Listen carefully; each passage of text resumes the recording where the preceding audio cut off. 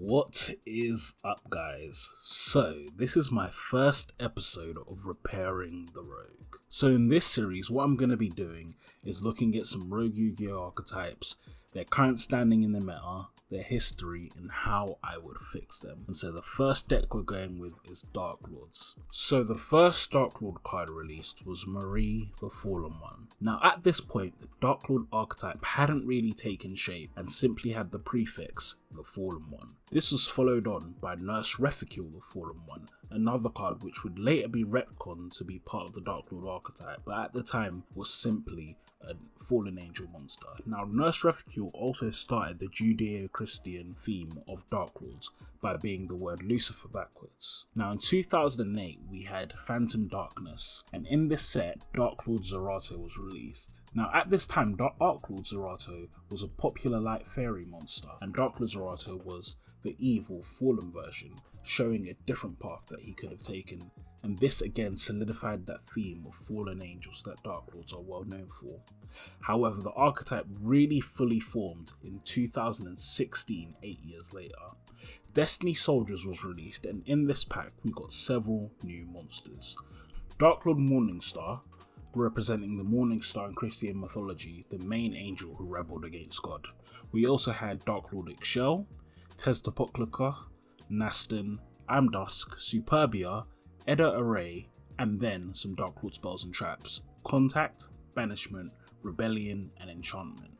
On their release from Destiny Soldiers, they had a little bit of hype in the OCG as their effects seemed quite strong, especially their traps, Rebellion and Enchantment, which were non-target in destruction and the ability to take control of your opponent's card again without targeting. Very unique types of interaction that had been banned in the past. However, they did not see much success at all in the OCG or TCG. A year later, in 2017, we got two new cards for the Darklord archetype. Darklord Ukabuk, a level 3 fairy monster, and Darklord Descent, a trap. Now both of these cards were quite lackluster and didn't do much to put Darklords in the meta. Darklords received no further support for the next 3 years. However, in Duelist Overload, they received new support in the form of Condemned Darklord. This card came with two new abilities to support the Darklord archetype and fairies as a whole. Firstly, it could send any card from your hand to the graveyard to either add a Darklord monster to your hand or send that same card to the graveyard. In addition to that, any fairy monster which required 2 tributes to summon could be normal summoned by banishing 2 cards from graveyard instead of tributing them off the field. Once again, this support wasn't enough to pull Darklords in the meta. However, it did certainly make a big difference in how Darklord decks were played, as Darklord Morningstar, the boss monster of the archetype, became much more viable to summon. This also had the effect of making Darklord Christian a lot easier to summon the archetype, as it also was a fairy that needed 2 tributes and now could be brought out easily as soon as you brought Condemned Darklord on the field. In August 2020, Rise of the Duelist came with several new cards to bolster the Darklord archetype. We firstly had Indulge Darklord, a level 4 fairy that when normal summoned, special summoned a Darklord to your opponent's side of the field and added another to your hand. Capricious Darklord, another level 4 fairy that has an effect that allows you to tribute summon a fairy during the main phase. This is a quick effect as well. Then the last main deck monster, Darklord Nurgle, a level 8 Darklord that had the same mage effect as the other Darklords when on field, letting you use a spell or trap while it's in the graveyard and shuffling it into the deck, but also granted all fairies you control piercing damage. Darklords also received their first fusion monster, the first Darklord.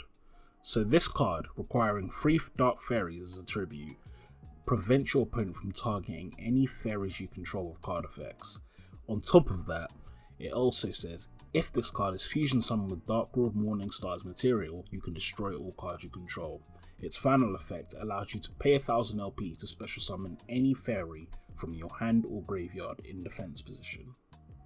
Alongside this fusion monster, they also received a fusion trap, Darklord Uprising, which allows you to fusion summon any dark fusion monster by tributing monsters from your hand or field. So the real question is, even with this new support, is this enough to push Darklords in the meta? Well, so far the answer is no. So at the moment there are quite a few different builds you can have with Darklords. Your standard Darklord builds look something like this, with an idea of special summoning your Darklords out as quickly as possible and then using their traps to disrupt your opponent really quickly. However, there are a couple of different variations. One example is the Ties of the Brethren build, taking advantage of the fact that Condemned Darklord is also level 4 Dark Fairy with Indulged and Capricious. This allows you to bring out all 3 of those monsters on your turn and then normal summon Darklord Morningstar during your opponent's turn for huge amounts of advantage gained and only requiring 2 cards. Another example is a fusion build. This takes advantage of Darklord Pleasure summoning a card to both sides of the field, meaning that you can use Super Poly either as an offensive card to break your opponent's board or to go into your copy of First Darklord. This build can be further enhanced by adding an Invoked package, which allows you to special summon the first Darklord with Darklords in your hand. However, even with all these builds, none of them really address the 3 main issues with Darklords. So the first issue is Darklords have no effective normal summons and lots of high level monsters. So Darklords is mainly comprised of level 6 and upwards monsters which can't be normal summoned for free, and its 4 level 4 or lower monsters don't do much to start your plays, so we'll go through them. Indulged Darklord. This is a really good card and probably your best normal summon. However, it has 2 main weaknesses. Firstly, it simply adds a Darklord card to your hand, replacing its place in your hand. This means that it cannot start any combos without another card, as once you've added that card to your hand, there is no Darklord card that can capitalize on being added while another Darklord is on field. Secondly, it putting a card on your opponent's side of the field puts you under a clock to either deal with that card or get Morningstar out to capitalize on that advantage that you've just given them. Capricious Darklord is another good card, however by itself it does nothing to advance your plays. If you have an Amdusk in your hand, you can tribute summon it over your Capricious, however this does nothing to extend plays and can simply beat over a monster with 2300 or more attack. You then have Darklord Ukabark. Now this card in another archetype could potentially be incredibly strong, as it is quite reminiscent of Mech Knight Orca Skirsu by sending any Darklord card to the graveyard. However, Darklords have no cards that can capitalize on this by special summoning themselves out of graveyard or banishing to search. This relegates Ukabark to at best an extender. Lastly, you have Darklord Nurse Reficule. However, this card has no relevant effect, and so we don't really need to talk about. The next issue with Darklords is that essentially all of their combos are 3, 4, or 5 card combos. This means that they need to commit their whole hand just to make a respectable board. Now this in itself is not a huge issue. Pendulum Magicians is a good example of a deck that requires its whole hand to make combos most of the time. However, Pendulum gets around this in several ways. Firstly, its boards typically have 4, 5, 6, 7 negates and upwards. This means that even though you've committed 4 or 5 cards to make that board, your opponent is unlikely to break through it with the 5 cards in their hand, 6 if they're going second. On top of this, Pendulum Summoning inherently is a very recursive mechanic. All of the Pendulum monsters will go back to the extra deck, allowing them to be resummoned for free next turn as long as your skills are intact. This is further supported by the fact that a lot of Pendulum monsters have effects that either special summon cards from the deck or special summon themselves from the graveyard, one example being Harmonizing Magician, another being Black Fang Magician. Now when we bring it back to Darklords, they don't usually have this effect. To activate Ixchel's effect, you need to remove 2 cards from your hand. To activate Amdusk effect, you need to remove 2 cards from your hand. To activate Nastin effect, you're risking potentially 3 cards in your hand. This means that you're not going to be making a massively strong board in the first place because Darklords don't have that potential, but even if you were to, you have to risk so many cards that could just be ashed that it's so hard for you to compete at the top level. Darklords also don't have a consistent way of making hard negations, as they have no in-archetype hard negation, and Indulged Darklord will lock you into only using fairy effects, so even creating something like a Borreload Savage Dragon is quite difficult for the archetype. You also have no way of making spell or trap negates, which means that an Evenly Match or Lightning Storm can completely clear your board. The final issue of Darklords is they have inconsistent access to their spells and traps. Darklords have some of the strongest spells and traps in the game. Contact and Banishment are amazing. One, searching any Darklord card, another is effectively a monster reborn that can be very easily reused. Their traps are some of the most potent disruption: non-targeting destruction, non-targeting negation, and a non-targeting monster steal. These effects can get around some of the strongest monsters in the format. For example, Dragoon of Red Eyes would be a very easy card to out in Darklords. However, Darklord's inability to access these cards makes it very difficult to actually utilise that strength. The only ways you will see your spells or traps is the hard draw Banishment, which you can only pay 3 of, hard draw one of the spells that you actually want to use, or the traps, or have Ukobak send the spell or trap from the deck to the graveyard. And to get Ukobak out without using his normal summon, you're also going to have one of those spells in the hand in the first place. Do you see where the issue starts here? In addition to that, your traps on field have a high cost, requiring you to send a Darklord from the field to the graveyard to use in the first place, and in addition to that, you need to have a Darklord on field if you want to copy those spells and traps in the graveyard, making them very conditional on top of being difficult to search in the first place. So these are our issues with Darklords. So how do we fix them? Well, let's first look at Darklord's strengths. So they have really strong traps and unique disruption. They have a spammable monster reborn, and they have strong on-field stats. Darklord Amdusk, which is a level 6 monster, has 2800 defense. That is difficult for most monsters in the game to get over. Once they are on field as well, all of your Darklords tend to have quick effects that allow you to use their spells and traps, allowing them to maintain field presence very easily. When Darklords start winning, they tend to keep winning. One weakness of the Darklords, them requiring several cards in hand to combo off, I think that would be one of the best weaknesses to keep in the deck. This can be tacked on to their xenophobic nature.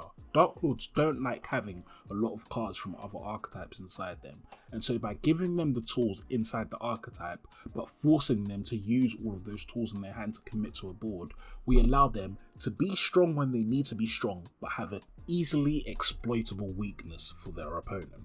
So I think one of the best places to start with is to give them another spell. We need something that starts plays, and so ideally it can search spells or somehow access spells. So here's a field spell I've made.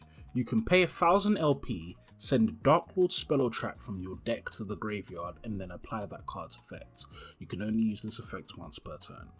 If you pay LP to activate the effect of another Darklord card, you can make all Darklord monsters on the field gain 1000 LP till the end of this turn.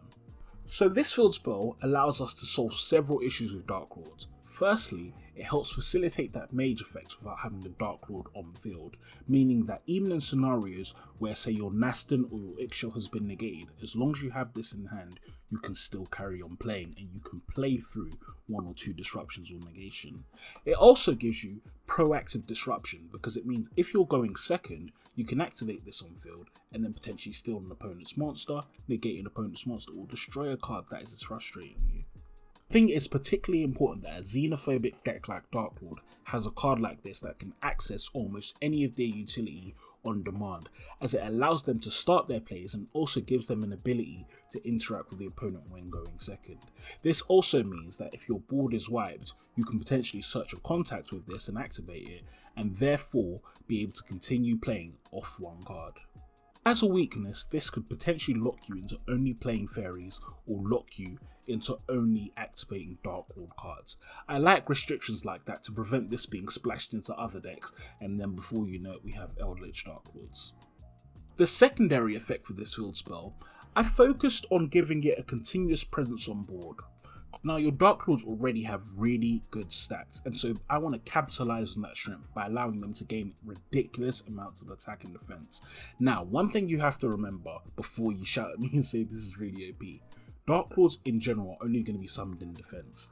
Contact special summons in defense, first Darklord special summons in defense, and as such, the only way you usually get a Darklord in attack is by fusion summoning the first, or by Superbia summoning a Darklord from the graveyard. This effect can also be balanced by reducing the attack or defense gain, or limiting the amount of times it happens per turn. For example, for every time you pay a cost, you only gain 100, or you only gain 500. This feeds into the high risk, high reward strategy and also adds some reliance on Sanctified Darklord, meaning that life point game becomes very useful as it prevents you from killing yourself with your field spell and your monsters. So we've addressed some of Darklord's problems, but I think another thing they really need is a counter trap. Darklords don't have a consistent way of dealing with spells and traps. However, I don't just want to give them a simple spell or trap negate. While it is really good for decks to have recyclable counter traps, and that usually is one of the biggest things that makes a deck meta, for example Salamangreat and Orcust, searchable and more importantly recyclable counter traps are quite toxic to gameplay as they don't afford a lot of responses, and we do want our opponent to be able to respond to the deck. So if I could, I would simply give Darklords Witch's Strike, because while that card is not amazing, I do think it really suits Darklords as a theme. But in the interest of giving them something special for themselves, here's my idea. So we have the counter trap Solemn Darklord. If the activation of a Darklord card would be negated, you can send a Darklord card from the hand or field to negate that effect. While this card is in the graveyard, if the summon of a Darklord card would be negated, you can banish this card, special summon a level 10 or lower Darklord card from the deck, ignoring its summoning conditions. You can only activate one Solemn Darklord per turn. Now this card doesn't directly address the ability of Darklords to negate spells and traps or deal with spells and traps. However, it does give them the ability to play on even if a summon is negated or an effect is negated. Darklords have a clause that prevent them being from summoned more than one time per turn, but by allowing it to summon any Darklord except Morningstar essentially from the deck and ignoring its summoning conditions, it means that if your opponent forces you to slow down in tempo by negating a summon, you can regain that tempo by special summoning a Darklord out from deck.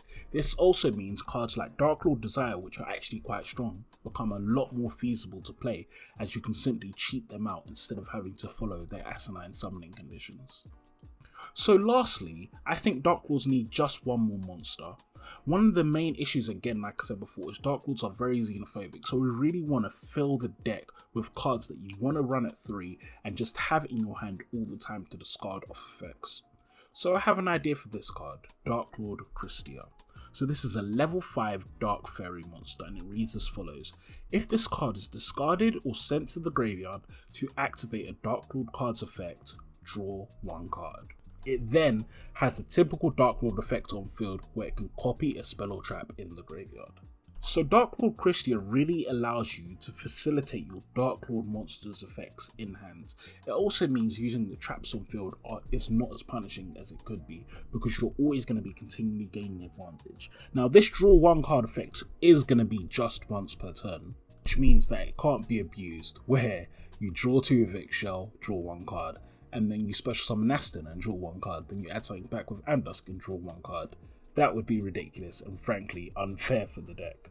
However, it means that, for example, if your opponent ashes an Eggshell, this will still allow you to mitigate some of that cost by adding another card to your hand.